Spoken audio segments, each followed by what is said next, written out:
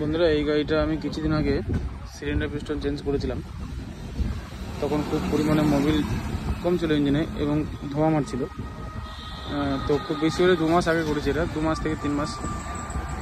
তো কাস্টমার বলছেন যে আবার মোবিল খাওয়া শুরু করেছে ইঞ্জিন অয়েল শর্টেজ হচ্ছে।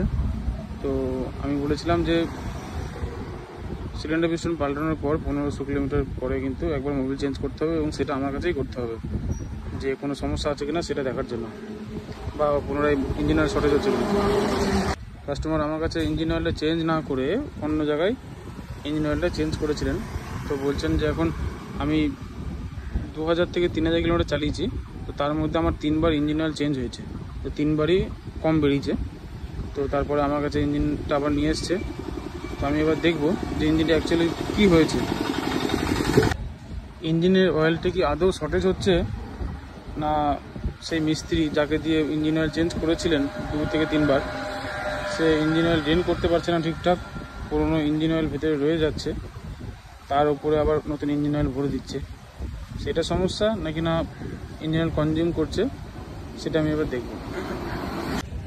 একটা ড্রেন বোল্ট খুলেছি, শুধু দেখুন ইঞ্জিন অয়েল বেরোচ্ছে। এখনো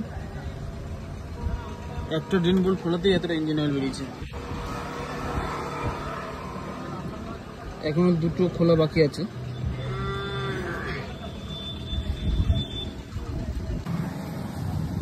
এইটা আর একটা বোল্ট খুলেছি, দেখুন ইঞ্জিন অয়েল বেরোচ্ছে। এতেই কিন্তু ট্রেটা প্রায় ফুল হয়ে গেছে, এখনো ইঞ্জিন অয়েল পড়ছে। দেখা যাক এখনো কতটা ইঞ্জিন অয়েল বেরোয়।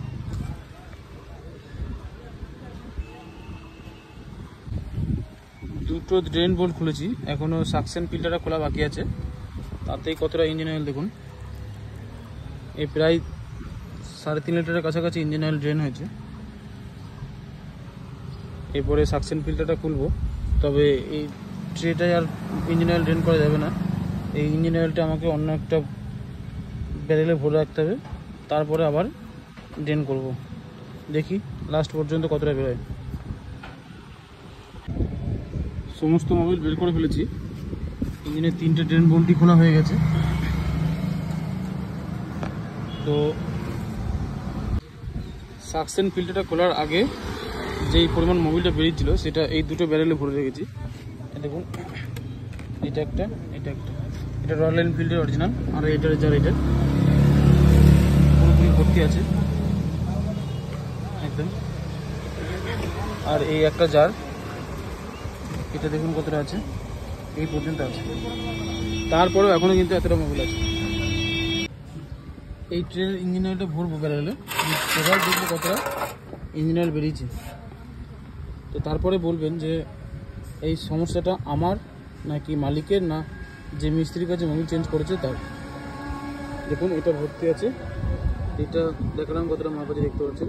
তারপরে এখনও এতটা মোবিল আছে, এটা ভরবো, তারপরে দেখতে পাবেন যে কতটা ইঞ্জিন অয়েল টোটালি বেরিয়েছে এই ইঞ্জিনটা থেকে, আর কতটা ইঞ্জিন অয়েল থাকে সেটাও বলে দেবো আপনাদের।